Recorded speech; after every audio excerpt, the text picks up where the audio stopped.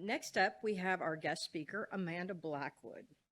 She commenced her role as president and CEO of the Sacramento Metropolitan Chamber of Commerce, or the Metro Chamber, on May 1st, 2018.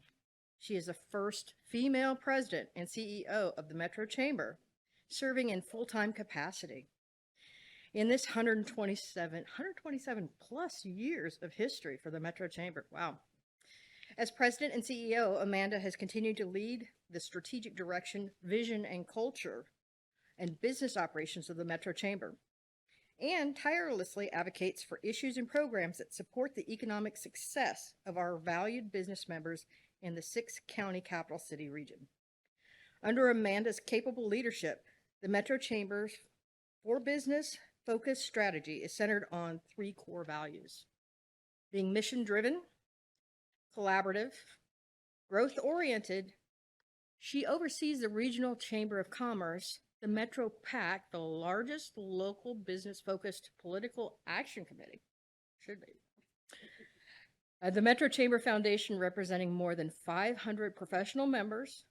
The Metro Business Center, launched in January 2022. And the Northern California World Trade Center. Amanda is sought out by municipalities such as the City of Sacramento as a regional business thought leader, to serve on commissions, and as an advisor to top leadership. Amanda has leveraged her tremendous collaborative instincts by bringing together many of the Sacramento region's economic business development partners, including the Greater Sacramento Economic Council, the Valley Vision, the Sacramento Area Council of Governments, and other local and ethnic chambers, to jointly develop strategies for the benefit of all those involved. Please welcome Amanda. Thank you so much. That's pretty good. I probably wrote that. Man, that made me sound really good.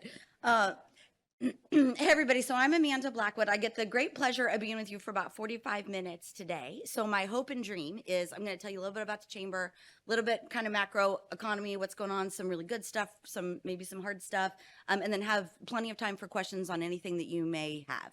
So a little bit about the Metro Chamber. If you don't know, we are the Regional Chamber of Commerce. So the 6 counties, 22 cities of the metro area. So our constituency is really, really broad, right? So we have Sacramento County, right? Sacramento City, as well as Yolo, Yuba, Sutter, Yolo, Placer. So no, it's a pretty big group. So if you do business outside of Sacramento County, right, know that the Metro Chamber is also a place for you to be able to go.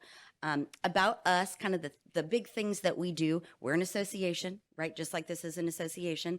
And I will tell anybody the power of the chamber, or the power of the members and the people within it, right? Just like you do here, you can join, you can write a check, you can go to nothing, nothing's going to happen, right? It's when you show up, when you get engaged, when you start meeting people, when you expand your leadership, when you look for new things or get engaged in new ways, is really where you're going to get the most from the chamber, just like any association. Some of the programs and ways that you might want to engage that we have going on are, the vast majority of our members are small business.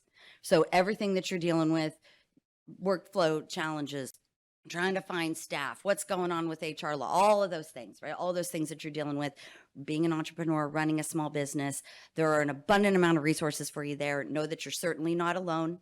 What we're hearing really from our members right now, biggest issues are, trying to find staff, trying to find, workforce.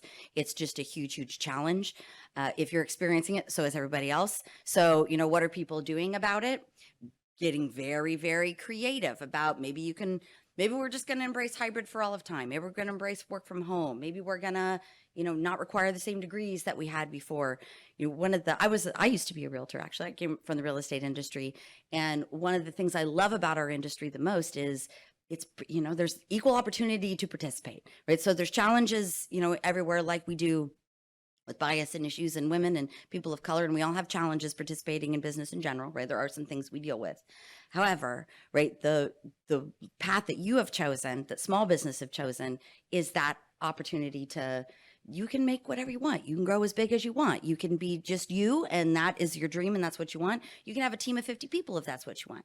You're in an amazing driver's seat of empowerment. So folks are trying to get pretty creative with workforce challenges, and really what we're saying is just being as flexible as you can with, and I hate to speak in generations, However, you know, I think we did experience the younger and younger and younger our workforce, the more their relationship with work is different.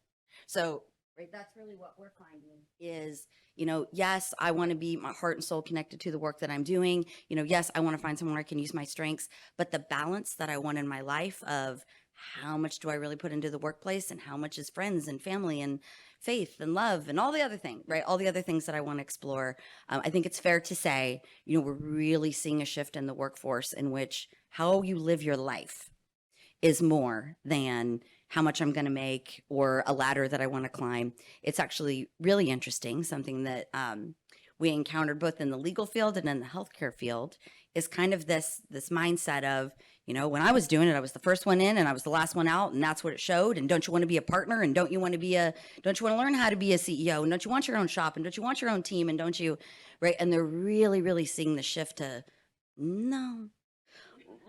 Like, I work for you and I see you, right? And real things we just, you know, in the candid room of friendship here, real things we see is our younger generation are saying, your marriage is a disaster. You're not in shape. Your relationship with your kids are bad. You don't have any money. You're stressed.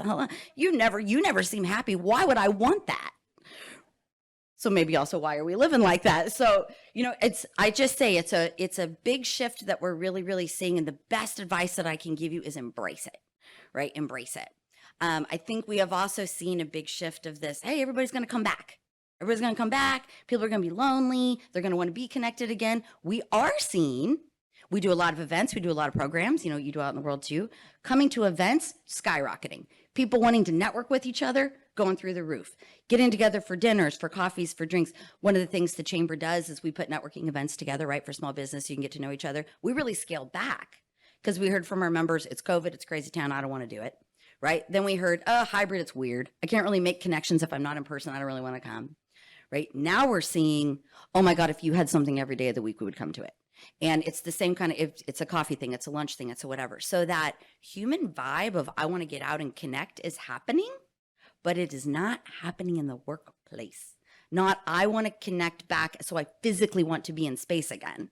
It's I want to connect with humans kind of more holistically. So it's interesting, right? And we're seeing more and more data that's kind of coming out that way, that we're also seeing all generations in the workplace feel more like this. Like, I experienced a different way of living, and I didn't like everything about it, but I certainly did like parts about it. So what's also interesting, and maybe you're seeing in your field, is a continuous desire for home office space. And we're seeing that. So something that we're kind of seeing in trends right downtown. So downtown Sacramento, we had all of the state offices down there. Everybody went home. Nobody came back. All these big buildings are empty, right? So a lot of conversation about what does that mean? And, you know, we want to, are we going to force people to come back, or how can we incentivize people to come back? And just kind of a whole conversation. What then shifted into state policy is you were seeing a push, particularly from SEIU labor, so representing, you know, the state workers. We don't want that. What we want is we want more hybrid options, and we want more credits for home office space and things like that. So you're starting to see folks fighting for, I want to be reimbursed for this copy machine that I need to now have, and this thing that I need to now have, which is interesting in that would tell me then your long-term strategy is y'all are staying at home, right? And there is absolutely no desire, and it's just continuing to normalize working at home. So I say that to say, right, that people's interaction with work and their home is such a completely different experience than maybe how they were living before. What it means for you, I don't know, but I can certainly see that desire to, you know, I want to live close to where I drive to work. That's not what the motivations are for these folks. It seems to be more, I want somewhere I can perch 3 days a week, and I want to drive in maybe 2 days a week. And I don't want to spend a lot of time on the freeway. It's stressful, blah, blah, blah. So won't belabor it, but really kind of in the workforce space, that's what we're seeing a lot of. What I can say on the good news front, more and more and more small businesses are starting to pop up. So we're seeing, you know, you don't have a lot of metrics on it, but what you can start to see is the business license filings with the city or county of Sacramento, which starts to tell us like, okay, you know, we still have a lot of mental health stuff going on. So I'm going to pause that and kind of come back to it and some things that we're seeing, but just in a way of folks, you know, we were kind of in it. We normalized a lot of conversation about mental health and well-being and life balance and what it means. And then like some time passed, and then we kind of went back to normal, whatever that meant. and kind of went back to living our lives how we were before and didn't necessarily process all of the trauma or anything that even happened through all of COVID. So what we're also seeing trends of are not talking about it anymore or acting like we went back and everything was okay is actually creating a bunch of challenges in the workplace because efficiency is going down, stress is going up, right? It's a lot of mental health issues. So my unsolicited friend advice to you is if you are feeling that, you are absolutely not alone in feeling that. What does this new world mean? What does it mean for the learning loss for the kids? What is it all of it is still on all of our minds, even if we're not talking about it all the time. And mental health, I really can't encourage it anymore. But we're seeing in the workplace, trends are changing and spending is changing because we kind of have this untreated mental health thing that we got going on. So anyway, that's what we're really seeing in the workforce space, how it's kind of translating into how people are working, how people are living, and some of the challenges in the market there. Second, where we also see a lot of good progress is there is general optimism, more so about economic trajectory. So missing facts, we poll a lot, right? So we look at a lot of data. And in kind of fall of last year, early spring of this year, and where we're at now, so about a year of how people are feeling, you are starting to see more optimism about general hopefulness. It's a little bit of a disconnect with what people are feeling politically. So that's interesting. Is, in the same breath, I feel like it's more divisive and crazy and political than it's ever been. And, economically, I'm really struggling and I can't pay for my stuff and inflation, and I'm hopeful. So why is that? I don't know. But what we start to see in the economy in that way is, well, when I'm feeling a little bit more optimistic, I'll take a little more risk, I'll spend a little bit more money. So it'll be interesting to see, for your industry, how that plays out if people start to choose to move now that they feel like stabilized a little bit, right? That's a lot of feedback that we get both from the residential and the commercial side. I'm just going to stay where I'm at because I don't know what's going on. I don't feel like I'm in a place where I can plan the next 5 years of my life, the next 5 years of my business. But this kind of hopefulness trend starts to translate into, okay, now I actually do see a future, and now I do start seeing some plans, and okay, like maybe I can embrace some change and it doesn't feel like it's so forced on me, right? So the things like, do I sell a home? Do I not? Do I move? Do I not? Do I take a mortgage out? Do I not? Do I do this job change, right? You're starting to see trends of people taking some of those risks that maybe they have not been over the last couple of years. And it is related in some way to this feeling of hopefulness and that there is a future. And I'm not in triage. I'm actually in a little bit more forward facing. So a couple of the other things we got going on, Metro Chamber. So I would really, really encourage you to get engaged in those ways. If you're just trying to network with like people, right? You want a small business cohort of folks who are in your shared experience. You want a group of people that you can talk to about trends that they're seeing. It's definitely a way to get engaged. The whole other side of our house, which I'll talk about a little bit and open up to questions, and where Aaron and I are in the trenches all of the time, is the political space. So here's my quick and dirty Reader Digest, and then open to any questions. Sac County, Sac City, right? Keeping it really, what you're experiencing. Obviously, 2024 is a huge, huge race. You're going to have a new mayor of Sacramento.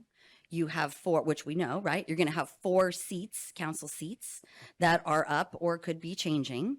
Quick and dirty, if you don't know, right? To get anything through that city council, you need 5 votes. So it's always an interesting space from the business side of, look, I'm all for diversity on the panel. I'm for different opinions all day long, but I need 5 normal, logical people that when we talk about, what rent control and what does that really look like? Housing affordability and what does that really look like? How do you actually incentivize the building of housing through policies? And culturally, what is it like when you say, I need rent control because housing, but then when projects come before you, you vote them down. I don't understand that.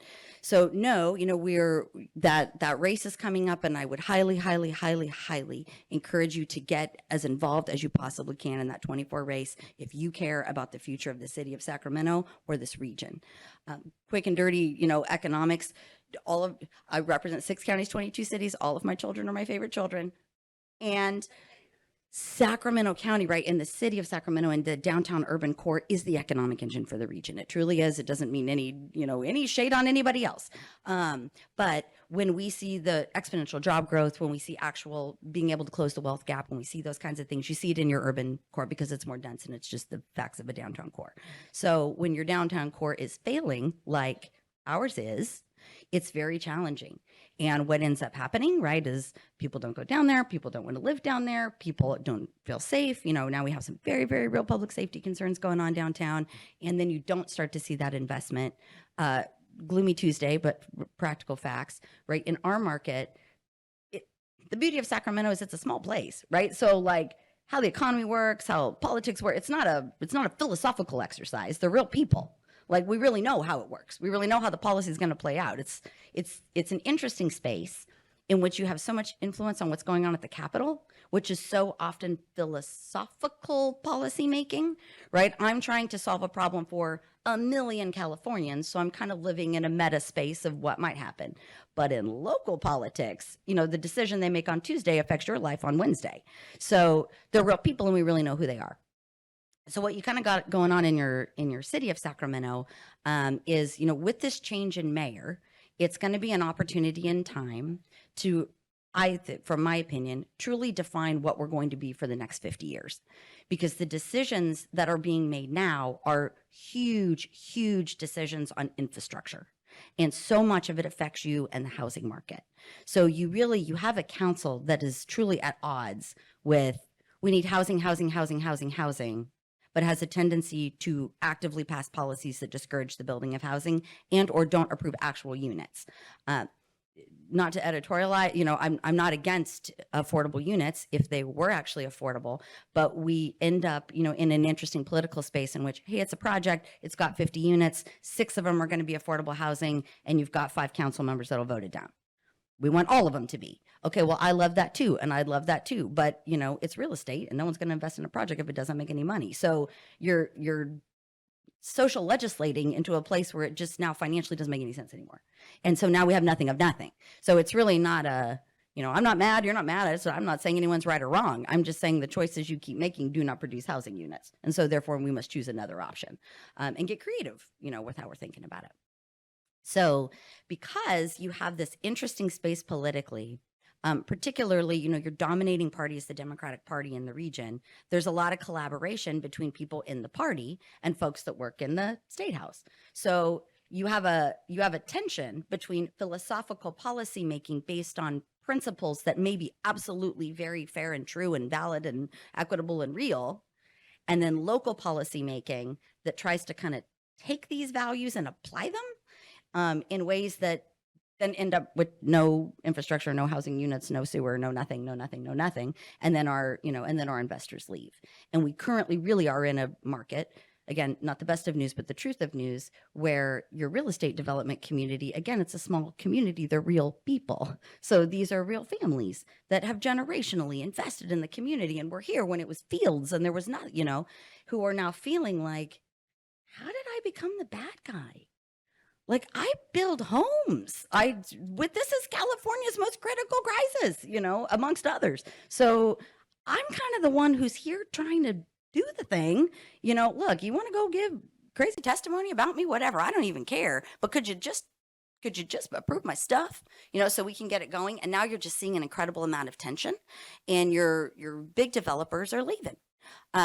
Quick Amanda story. I was the CFO in real estate development prior. So I was the person that's sitting there at that desk going, I don't know, Sacramento, like, let's go to Sparks.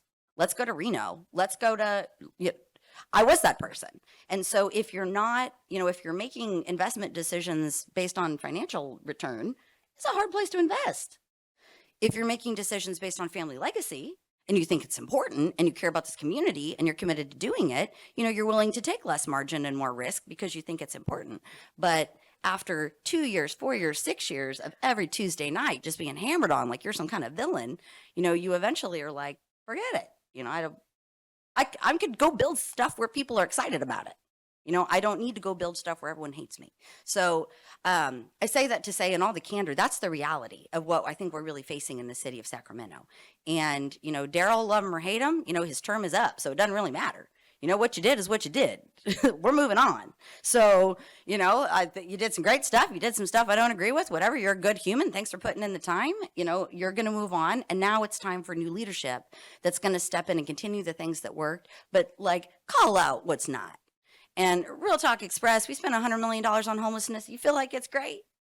You know, do you feel a visible difference? Do you feel more safe? We don't. So it's no one's fault. It's just not working. And we're really in a place where the person that is in that mayoral seat is going to dictate how much potential we believe that we have. And while we need somebody in that seat that is a good leader and understands the business of it and all of that, and absolutely, what I would contend is the most important strength that the next mayor of Sacramento has is a belief, and a real, true belief that we are capable of greatness in this community, and they're willing to do the things that are uncomfortable but necessary to get to that place. I would encourage you. I know you will have the opportunity to get involved in the political action committee with the realtors. Erin is a treasure. If you don't know her personally, no, you are in the very, very best of hands. And from the, yes.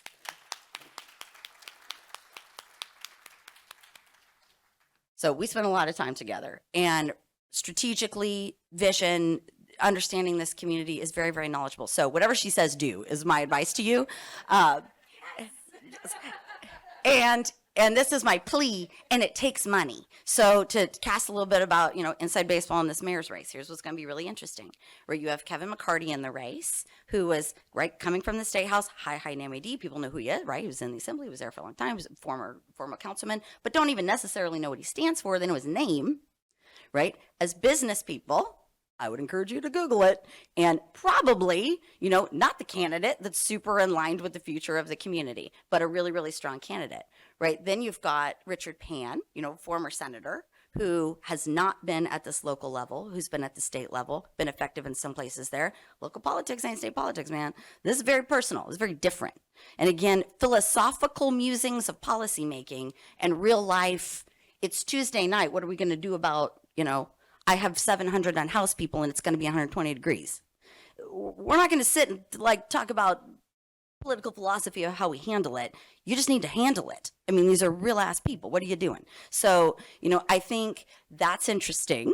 And then, you know, you have Steve Hansen, right? Former city councilman who was in the race, who deeply understands the job, you know, understands what it is to do it, has an amazing vision for the city. But, you know, name ID not as high, and he ran for city council last time and he didn't win that race. And so now he's in a place, I'll tell you, I don't think I'm saying anything out of turn. He's in a place of, and I regret that every single day of my life. You know how it feels for me? Like, I walk out of my house and I see my downtown and I go, what the heck happened? We had MLS. We had stuff. We had housing. We had projects. We had stuff we were going to do. And like, this is not the Sacramento that I left. Who is, so I say to say, he's very, very fired up and very dedicated and really wants to do the very best job. So, right, and then there's Flo Kofer, who's in the field as well. You know, you could look at her. I worked with her very closely on the Measure U committee. Not a business, you know, not a business advocate, but an advocate for things that she thinks are really important and is a very new voice in the, you know, in the mix. So I say that to say, we live and breathe it every day. You don't have to live and breathe it every day, but I certainly beg of you, if you care about the city of Sacramento, please get involved. At minimum, vote. At minimum, vote.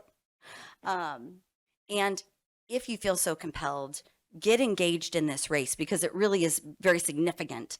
Time-wise, probably that mayoral seat's going to be 2 terms, right? So this is the next 8 years, 10 years of our leadership, you know, if not more, and what that looks like, and it's really going to set the stage. Last little political world, you also have some interesting change on Sac County, right? So Sue Frost is going to be not running, you know, for that seat. So that's going to be an open seat on the supervisors. And political baseball, to get anything done through there, you need 3. So do we have 3 people that are on that council that care about what you got going on, that hear, you know, your challenges and are willing to fight for you? It's going to be an open seat. And Sacramento's a small place, and it's very Game of Thrones. And when these seats come open, everybody's coming for them. So, you know, I would really... This is my plea. Please don't let people walk into elected office because of our own apathy.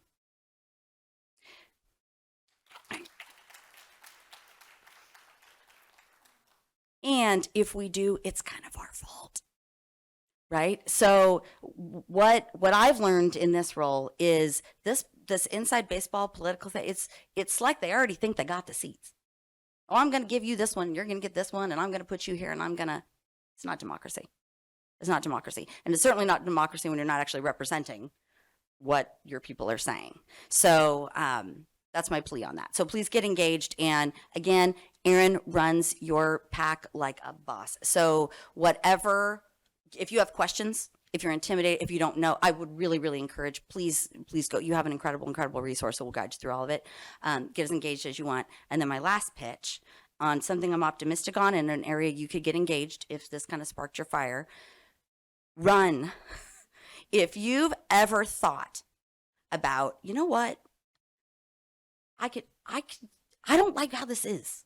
Like, I got the passion to do this. You're freaking entrepreneurs. Like, you're the most motivated group of people in Sacramento. You got to get up every day. You got to make those calls. You know, I did those calls. So I got to work your list. You got to do your stuff. You got to do your stuff. You're insanely disciplined, incredible leaders. What if you use some of that, right? Civically, what might that look like? So know if you have ever felt, why the hell, is this pothole not fixed? Why do we still have people sleeping outside? Why is this going on? Please consider what it might be like to run for office.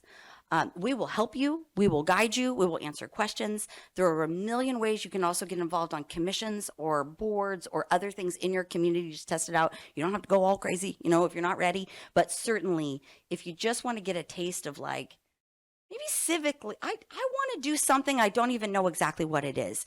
Please do let us know, and we will get you absolutely as tapped in as we possibly can. There are many opportunities. And again, I'll anchor in, the same old people just keep, it's the same old.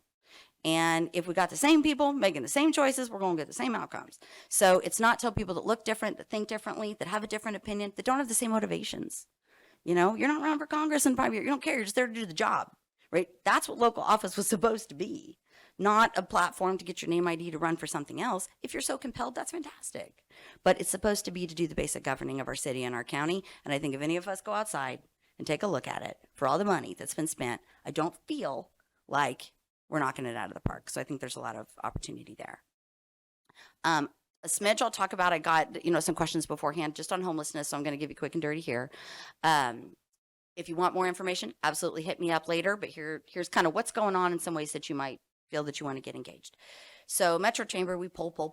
We don't want to drink our own Kool-Aid. And back, actually, interestingly, in March of 2020, our board took up the issue of homelessness in the region. We had 2,000 unhoused people in the county of Sacramento. And man, we're going to figure this out. Healthcare is going to come together. We're all going to figure it out. Then boom, COVID, entire world changed. Right? Here we are now, with a point-in-time count in Sacramento County, easily over 15,000 people. So, again, I'm not casting blame. I'm just saying it's not working. And the problem is getting exponentially worse.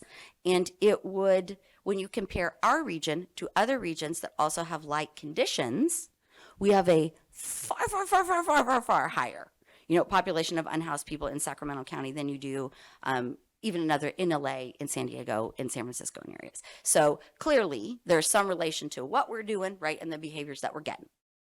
So back in last election cycle, some of you, and thank you for your engagement, got very engaged on Measure O in the city of Sacramento. And long story short, we really just were at the place where the city council is not sheltering people. I mean, they're just not. They're not sheltering. Enforcement has gone out the window. We just got open air drug markets and crime spiraling out of control. The county, who has the money for the mental health, is not paying for it. Everyone hates each other. No one will play in the sandbox.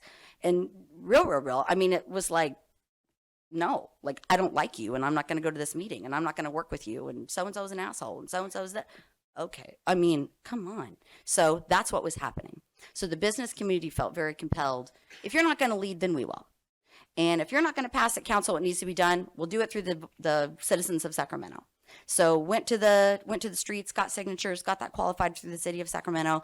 Citizens voted on it. Measure O was brought into law in November of last year when it was voted. City-county partnership was done. First partnership between the city of Sacramento and the county that has ever existed. We negotiated that with our partners at Region Business, got it done. January 1 this year. All right, Amanda, we got a law, we're going to do it. We're building the shelters. It's going to be great. We've got interdisciplinary teams. Fantastic. I mean, how's it going? So some of you, may have experienced, particularly if you live in the city of Sacramento, about a month ago, they were going to have this portal so that you could communicate much more with the city. And you could let them know, hey, encampment going on over here, got some crime, got a fire, got this, got that. So it was, technology so that they could try to solve the problems. Well, instead of doing the portal and actually having the opportunity for you to give feedback, if you put a note in there, you just got an immediate note back that said, City of Sacramento's done everything it's going to do for the next fiscal year. Hit me up a year from now. Too bad, so sad for you. So obviously we were not okay with that. So, began another process of getting engaged with the city and the county on, look, enough is enough is enough. Like, it doesn't matter who's who's what, who doesn't like who, whatever. How many are you going to do and when are you going to do them by? So we can just start planning for it. You want to do one big, huge shelter? You want to do a million tiny ones? You want to do tiny homes? You want to do whatever you want to do. Support everything that you want to do. When are you going to get it done by? And how many and when are you going to get it done? Well, we don't have enough money. Well, how much money do you need? Well, we can't say how much money we need. Well, what if you had $5 million? What would you do with $5 million? Well, we could do some of it. Okay, let's go get you $5 million. So what you'll see today is council's going to do a very interesting vote in which they're really shifting the authority for all of the shelter and placement from the city council to the city manager. So I guess it'll be somebody. We're going to shuffle the job descriptions around. So it's going to be on the city manager's table. And there's now, renewed optimism that because of that, they're going to get some of the red tape out of the way and perhaps be able to move quickly. But what I would encourage is, as a citizen of the community, please get engaged with your council and have them hear your voice. And if you like what they're doing, great. And if you don't, communicate it to them. Because to the council's great defense, they only hear what they hear. So if they get 50 emails a day that say, please leave everybody where they're at, this is what we think is right, that's their input, right? So have some empathy, they're human beings, they're experiencing it. If we just sit around our kitchen table and go, we don't like this, this isn't what we want, but we don't actually get engaged, we don't get engaged in the race, and we never tell them, they're just going to continue making the same decisions because there's no other input, and there really doesn't feel like there's any accountability for it.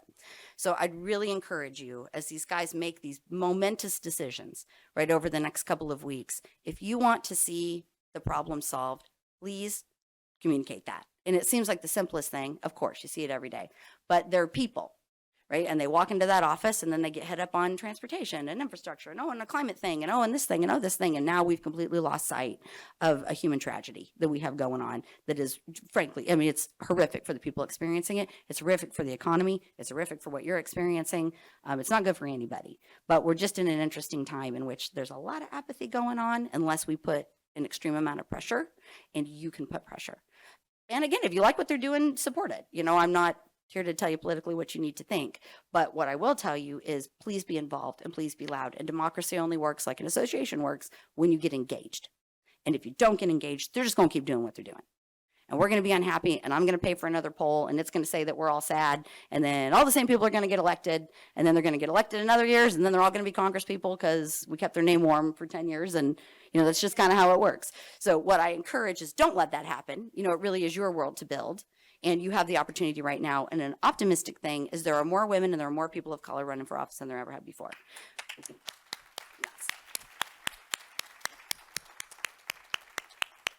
So that's good news, right? We got new voices. We got new voices. However, it's not easy, right? And it's that much harder, like everything's that much harder. So again, I would encourage you, if any of you are sparked by doing that, or somebody in your world that's like, I got this girlfriend and man, she gets fired up. I really wish she wouldn't do that to me every Sunday and just use it at the dais. Whatever that is, let us know, because this truly is your community and you really are in a position to shape it. You can shape policy. You can shape policy on housing. You can shape policy on what gets built, what doesn't get built. It's not that you can't, but you have to get engaged, and you got to be loud and you got to be consistent. Right? Something I think the business community does not great, that sometimes, those on the other ends of issues that do really great is they're consistent and they're there every week. And it's hard. You're doing a job, right? It's not like you just got all this free time to sit around and go to council meetings at 2 p.m. and give testimony. I get it. It's not actually a system that's really built for you to have access to it, right? It's built in such a way that it is difficult, for you to have direct access. However, some of the folks that may not agree with some of your political, strategies, particularly around housing policy and rent control, they're there every week. They're there every week. They're there in those offices. They're writing emails and they're having their voice heard. I don't agree with it, but they're doing they're doing the work. And if we're not doing the work, or if it's just us, right? So this is my plea as citizens. It's my job, it's just a job. It's, Aaron's job. They know us. They know we're going to come and we're going to come say our thing. It's different when it's you, right? It's how it affects your neighborhood and what's going on in your world and how hard you work your business and the health and safety of your children and the experience that you had. You are constituents, right? I'm seen as an advocate for an issue. Your constituents, and they really, really need to hear from you. And it's very, very powerful. So anyway, that's my last diatribe on that. So we're good. Okay, I'm so sorry, you guys. I should have. Okay, I got some questions beforehand that I knew people were interested in, so I tried to answer them. I totally apologize. Did not take time for questions, but I'll be around a little bit too. And if there's anything you need, by all means, please let me know. It's such a pleasure to be here with you. Thank you for everything. Thank you for having me.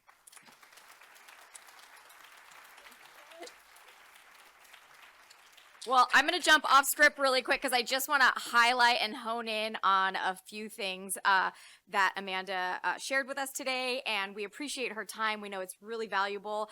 But again, in the next couple weeks, when we talk about candidates, we're going to be evaluating our Realtor Champion candidates, and we will be producing a voter guide for evaluated through the lens of protecting private property rights, protecting our industry. So keep an eye out for that. If you haven't contributed to the Realtor Action Fund, that's how we show our support through our political PAC. If you have any questions, I'm here, Derek's here.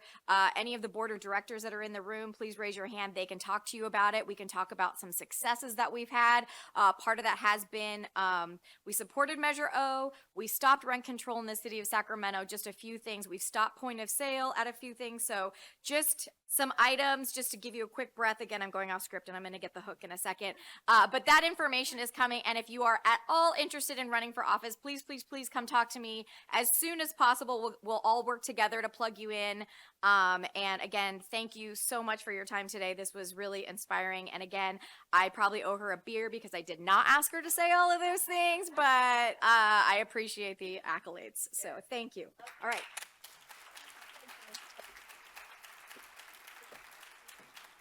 Aaron T, telling it like it is.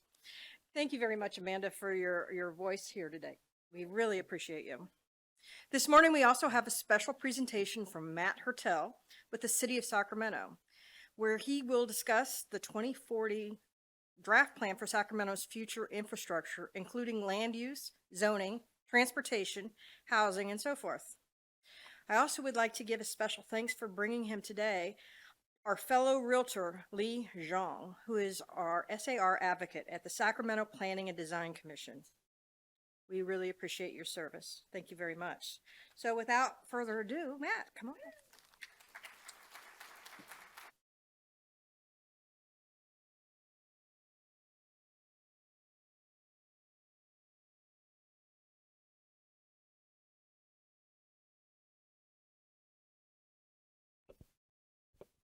All right. Hello, everybody. I got the option of a handheld mic. I said, why not? I don't get to do this very often.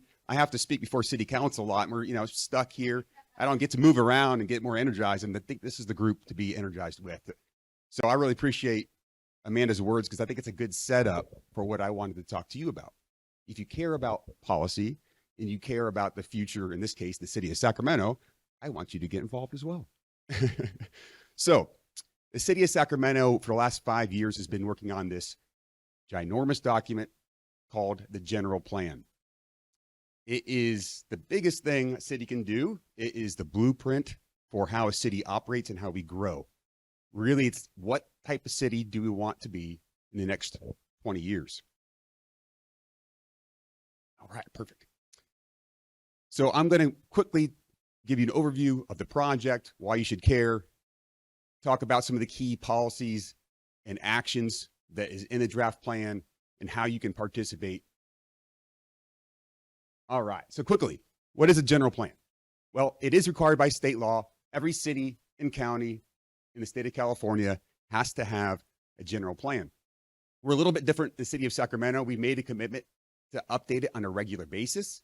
We update it every 5 years. We did a last significant update in 2009 and more of a technical update in 2015. And so we're, again, doing a very big update here, basically rewriting every word. We have a lot of new state laws that we have to incorporate, obviously changing market conditions, changing needs. And we have, this long-term 20-year vision or blueprint is really going to talk about and lay out policies and actions about how we're going to accommodate the future growth that we're going to experience. Also, a big part of this is the Climate Action and Adaptation Plan.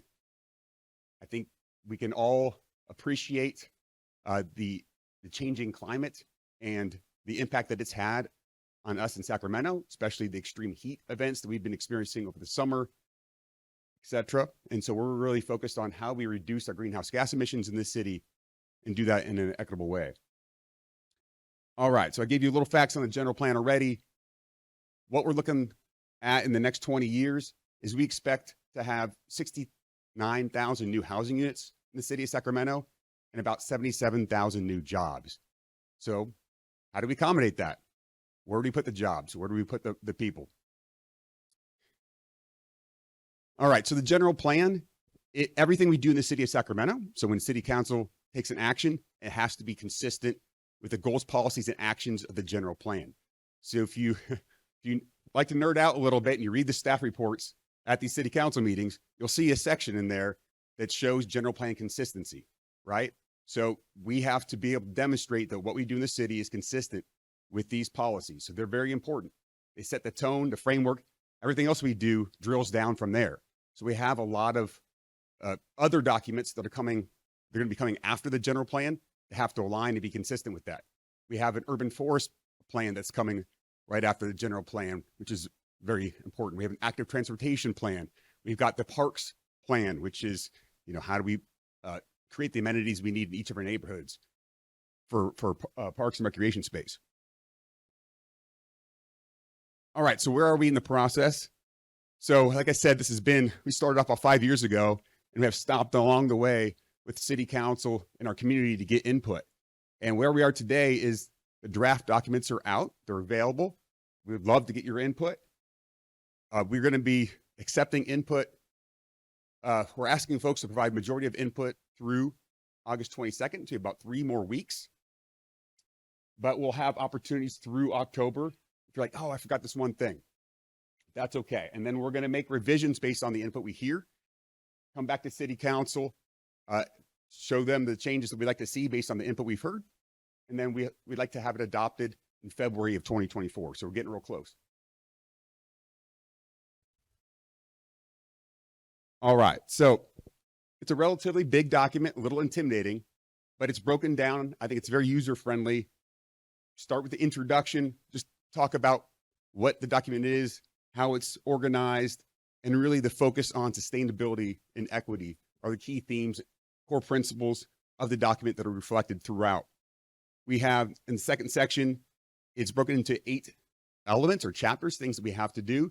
It's looking at how we're going to get around in our city. So mobility, how do we get around in vehicles? How do we get around on bikes, walking?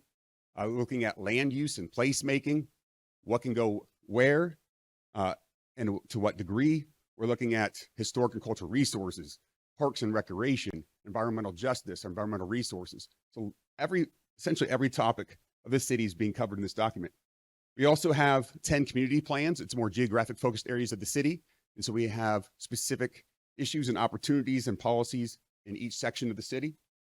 And then we have an implementation plan. Every year we provide an update to city council about how we're doing to reach our goals. Also, I talked about this. This is our climate action and adaptation plan. It's how are we going to reduce our greenhouse gas emissions to meet our goals of getting ultimately to carbon neutrality by 2045, and how we're going to adapt and respond to our changing climate, hotter conditions, more flood risk, etc. All right, so I'm not going to get into each of these, but I do want to highlight there are a lot of different policies and actions, but there are some that you might consider more significant. Some of the big moves that this general plan is contemplating. I've talked with you all before about this. One of those things is to allow more housing types throughout our city. So traditionally, we've single family zone areas in the city of Sacramento that represent 70% of our residential land, represents 50% of the square miles in Sacramento. So we have 101 square miles, 50 square miles of our land is dedicated to single family zoning. For a variety of reasons, we are recommending that we allow other missing middle housing types like duplexes, triplexes, and fourplexes in these zones, our R1, R1A, R1B, R2 zones. Probably familiar with that terminology. And so this would set the policy and the action to allow that to occur. We'll be coming out in 2 months with our preliminary recommendations about where we're recommending to have these housing types, what they'll look like, how it leads to more lower cost housing, more attainable housing, and how we would address any displacement concerns and opportunities for home ownership. Also, with our growth, I said, 69,000 housing units is what we expect in the next 20 years. 92% of that is going to be on our commercial corridors and our opportunity areas. Only 8% of that will be in our neighborhoods, in our established neighborhoods. So of course, we've got to do a lot more in terms of building along our corridors and our opportunity areas. We've seen a lot of private and public investment in a lot of these corridors. Stockton Boulevard is one that comes to mind. Thousands of housing units coming along Stockton Boulevard. So we're doing a lot around to make it easier to build. One of those ways we're doing that is, with our zoning, you can build housing, flex zoning pretty much anywhere in our corridors. We have commercial 2 zoning, super flexible. We're not going to limit the number of units you can have on a lot. Instead of, we're going to limit the building. So it's about the size of the box, not how many units are in that box. So we're becoming very flexible so we can allow our developers to be creative on how they want to meet these needs in terms of helping meet our housing need. We are continuing to limit drive-through restaurants and pollution near our light rail stations and our high-frequency bus stations. We have that in place already for light rail. We're going to add that to high-frequency bus. Lots of other things. I'm going to go all day here. We've got lots of things we're doing around healthy food, lots of things we're doing to encourage people to get out and walk and bike instead of using their car. Lots around park access. We know how important that is. We have a goal that everyone will be able to get to a park within 10 minutes walking of their home.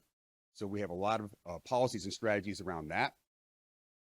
We also are going to be accountable to meeting our goals. And so we've got very key indicators about what we want to meet, when, and how we're going to do it. And every year we're going to be tracking our progress and how we're doing, right? What kind of city do we want to become 2040?